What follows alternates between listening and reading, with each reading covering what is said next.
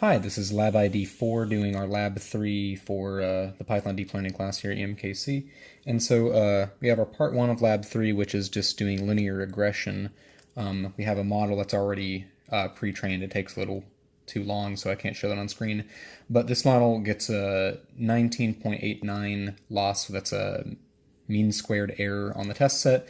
And you can see we just make some random predictions down here or some predictions on random samples down here. So pretty accurate. That one's a little bit off, but I mean, with 19.89% or mean squared error, you can only expect so much. So part 2 was linear regression, actually, and that one I can actually show training on screen because it only trains for 10 epochs, and it's pretty quick. So you can see there it got 81.94% accuracy on the test set, or on the training set, and then even on the training set, it still had a good 80% accuracy, which is pretty good.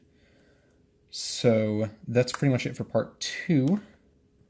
Part 3 uses a convolutional neural network to do image classification on the natural images data set, and loading the images actually, loading the data set actually takes a little bit of time. I have to go through every single directory in the actual training set and load those images manually. There's no just function like the other data sets, like the Boston data set we used in part 1, and then the forget the data set we used in part 2, but it's in the code. You can look that up on our wiki. So you can see we got about 45% accuracy for our image classification, which is actually pretty good, considering that the images are pretty large and it takes a long time to train the network. Trained it for about an hour. So then I'll pass it off to Christian for the rest of the explanations.